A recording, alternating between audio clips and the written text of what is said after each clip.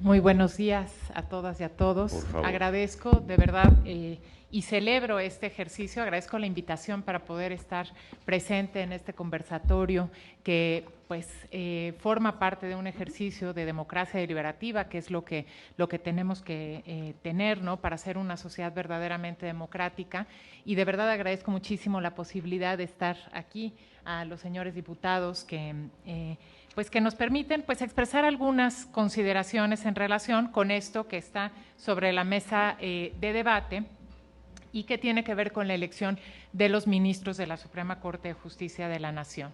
Yo voy a dividir mi intervención para tratar de ser lo más breve posible en varios puntos, una breve introducción, sobre todo centrada en el tema de la soberanía. Posteriormente, algunas consideraciones históricas sobre la elección de los ministros. De manera a la manera siguiente, en un punto siguiente, hablaré de ciertas consideraciones institucionales y jurídicas desde el enfoque de derechos humanos. Señalaré algunas prácticas y riesgos de esta propuesta de elegir directamente.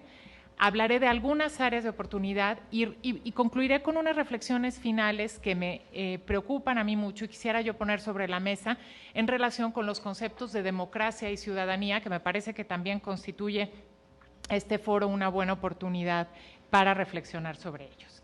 En primer lugar, porque este conversatorio, ¿no?, nos está titulado pues, Soberanía Popular, Fortalecimiento de la Democracia Directa y vinculación ciudadana para revisar y modificar el régimen de designaciones de cargos en la Suprema Corte. ¿Pero qué es la soberanía?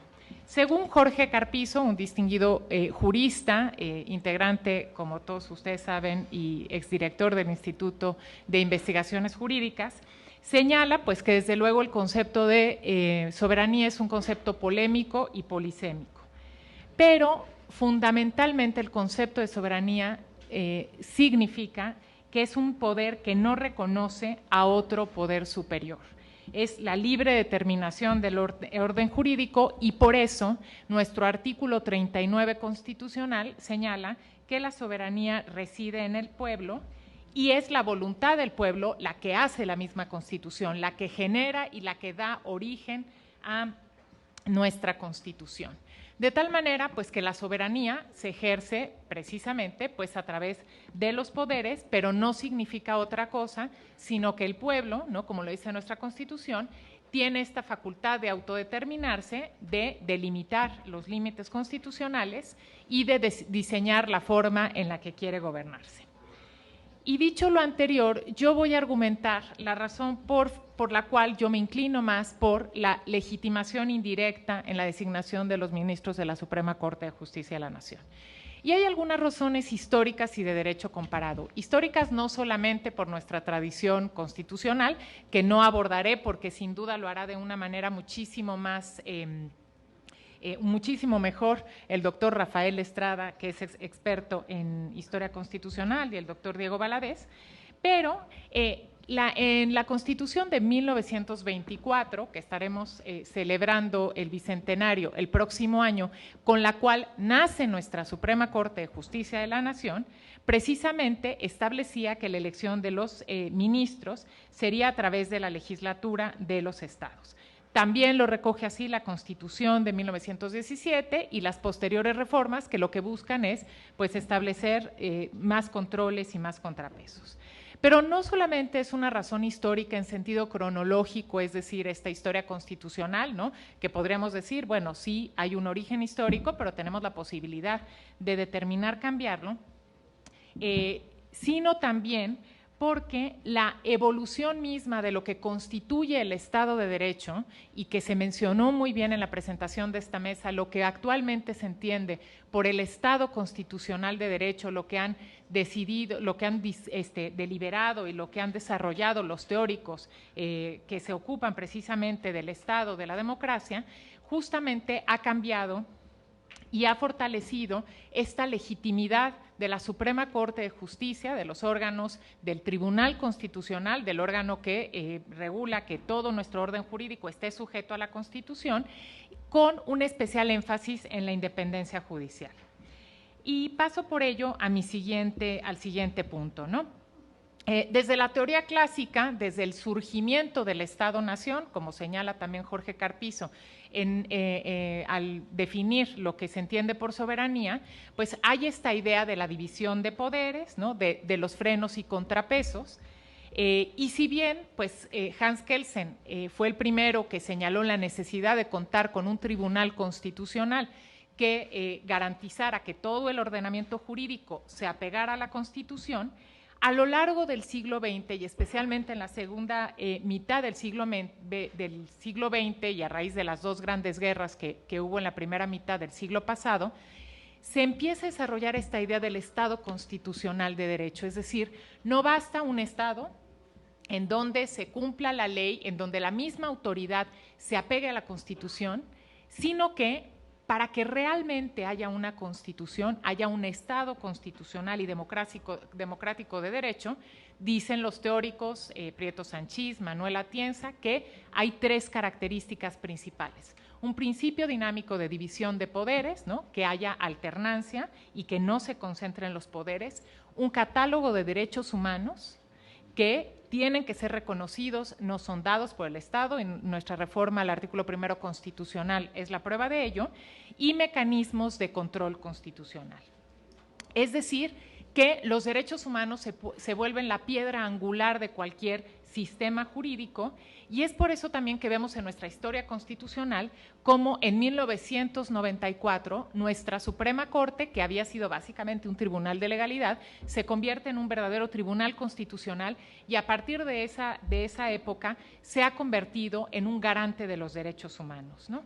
Y por eso es muy importante, habla también los teóricos, que el catálogo de derechos humanos y las constituciones son la promesa de las mayorías a las minorías de que sus derechos serán respetados. Entonces, no se trata simplemente de una decisión mayoritaria, porque las mayorías siempre pueden ir en contra de los derechos humanos y en los distintos episodios históricos ha sucedido esto, ¿no? Y todos los acontecimientos mundiales, internacionales que dieron origen al discurso de los derechos humanos son la mayor prueba de ello.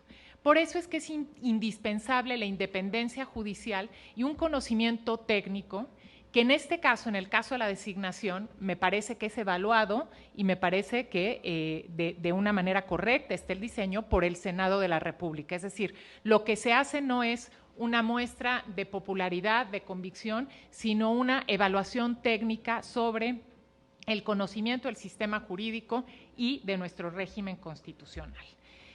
Y dicho lo anterior, voy a las prácticas, a algunas cuestiones prácticas y algunos riesgos que yo detecto podrían darse si nosotros optáramos por una designación. Hablo por elección popular porque terminaré con mi concepto de democracia, ¿no?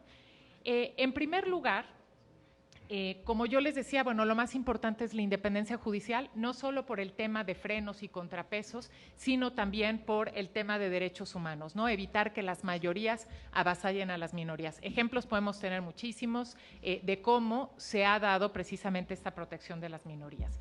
Pero además este riesgo, pues las cuestiones prácticas de cómo llevar a cabo una elección directa de ministras y ministros implica retos muy importantes, digamos en términos prácticos organizativos, donde podríamos también tener por los riesgos de injerencias partidistas que afectarían la independencia judicial, de los poderes fácticos y económicos, desde luego, ¿no? Que podrían promover y tendrían los medios a su alcance para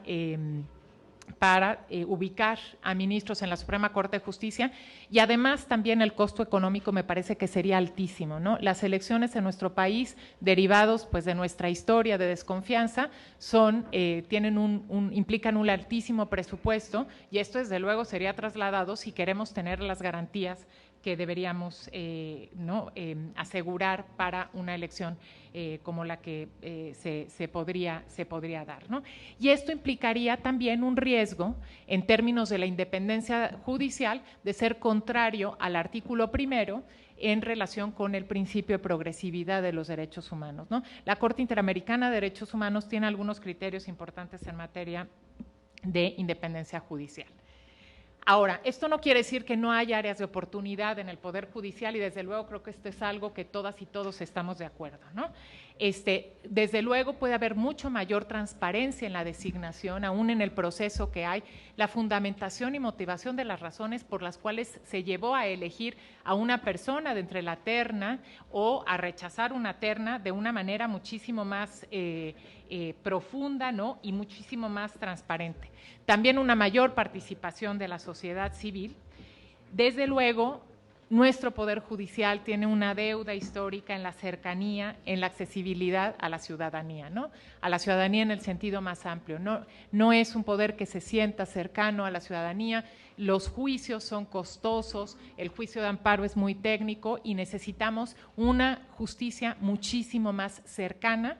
Y me atrevo a poner otro tema sobre la mesa, que deriva precisamente pues del fracaso, me parece, de la manera en que hemos entendido la justicia, ¿no? Que es a través de la justicia penal, sobre todo, pues del castigo, y enfocarnos en temas de justicia restaurativa, que es una nueva vertiente muy importante que pues, se ha experimentado en otras partes del mundo, que tiene un desarrollo teórico muy relevante. Y voy a concluir con unas reflexiones finales, ¿no? Respecto del tema de la democracia, y aquí me perdonarán, tengo un sesgo inevitable por la materia a la que me dedico, que son los derechos de niñas, niños y adolescentes.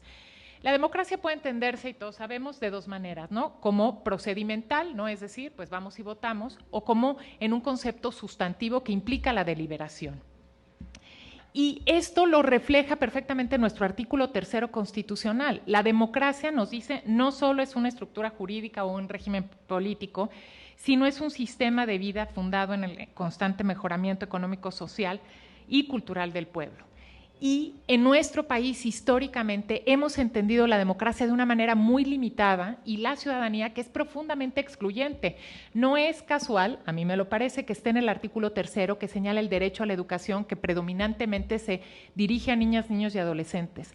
La democracia que vivimos excluye a 30% de la población mexicana, que son las personas que no tienen 18 años de edad. Y el concepto de ciudadanía entendido en términos legales también los excluye porque no les da los derechos de participación política.